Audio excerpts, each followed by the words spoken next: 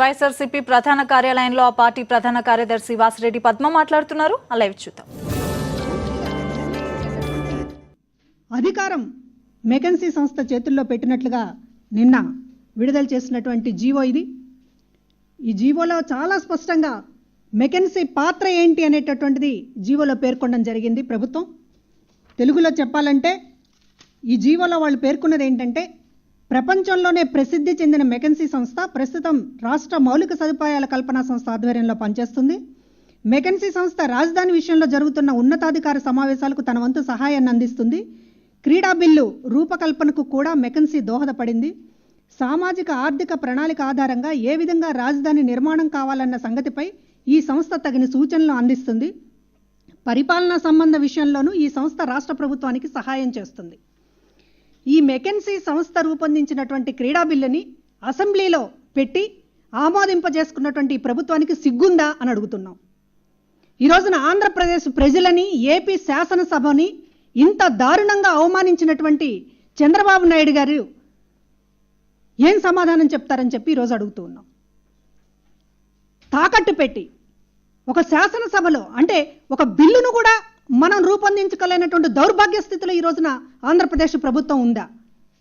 రాజధానికి ఒక కీలకమైనటువంటి విషయానికి సంబంధించినటువంటి ఒక బిల్లును కూడా మీరు ఒక ప్రపంచ ప్రైవేట్ సంస్థల చేతుల్లో పెడుతున్నారంటే ఏ తెర వెనుక ఒప్పందాలు జరుగుతున్నాయి, ఏ ఎజెండాలు ఇవాళ అమలు జరుగుతున్నాయి అనేటటువంటిది స్పష్టంగా చెప్పాల్సినటువంటి అవసరం ఉంది.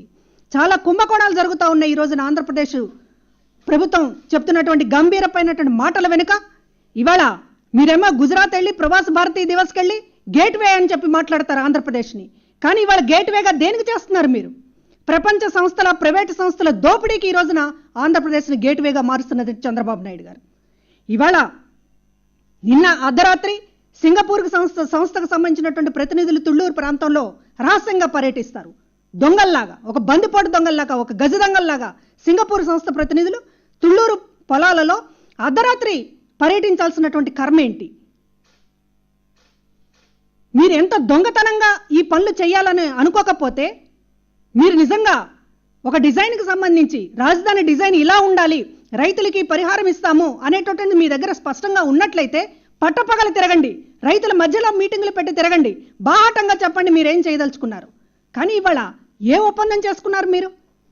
మీ ఒప్పందానికి తగ్గట్టుగా జరగడం లేదని సింగపూర్ సంస్థ ప్రతినిధులు ఏమన్నా అర్ధరాత్రి చెకింగ్కి వస్తున్నారా? అర్ధరాత్రి పొలాల్లో తిరగడం ఏంటి? బయట దేశపు ప్రతినిధులు వచ్చి ఏం జరుగుతుంది? ఇది ప్రజాస్వామ్యమా లేకపోతే ఇంకేమన్నా బ్రిటిష్ పరిపాలన ఏమన్నా ఉన్నామా?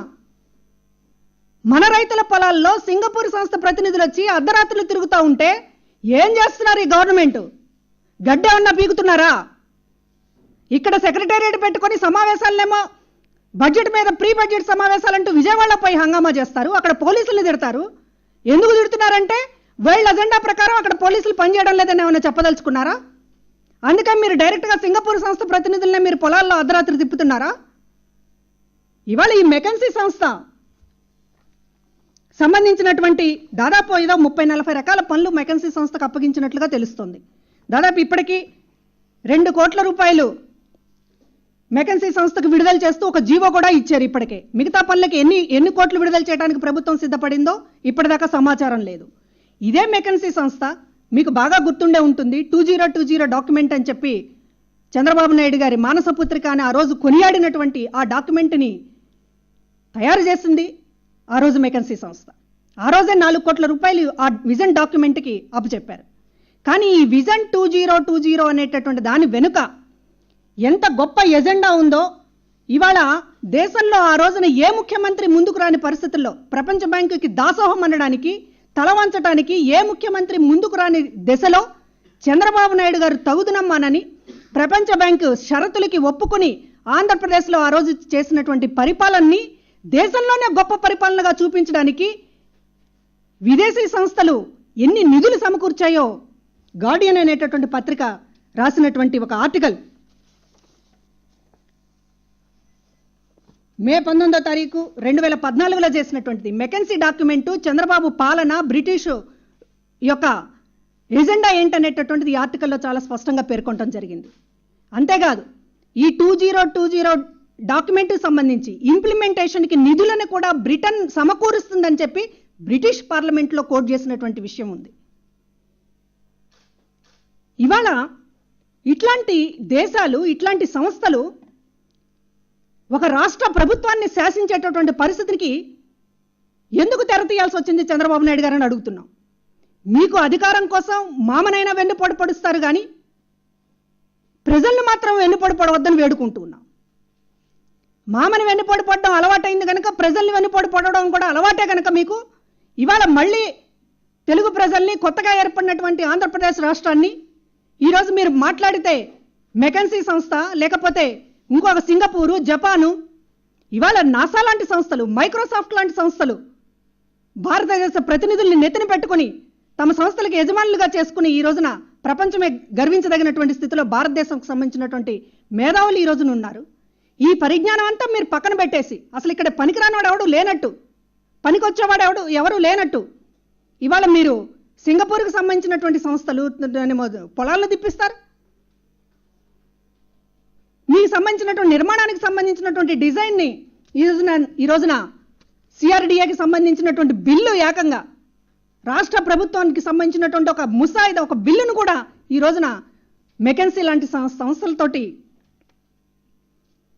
మాట్లాడిస్తున్నారంటే, వాళ్ళ చేతుల్లో పెడుతున్నారంటే ఇవాళ ఎంత పెద్ద తతంగం జరుగుతోంది ఈ రోజున అని చెప్పి అడుగుతూ ఉన్నాం, ప్రశ్నిస్తున్నాం మేము. ఇది సాదాసీదా విషయం కాదు. ఎందుకంటే చంద్రబాబు నాయుడు గారు ఆద్యుడు. ప్రపంచ బ్యాంకుకు తాకట్టు పెట్టడంలో, ప్రపంచ బ్యాంకుకు అమ్ముడు పోవడంలో ఈ భారతదేశంలో మొట్టమొదటి ముఖ్యమంత్రి ఎవరన్నా ఉన్నారంటే చంద్రబాబు గారు. అందుకనే ప్రజలు తిప్పికొట్టారు.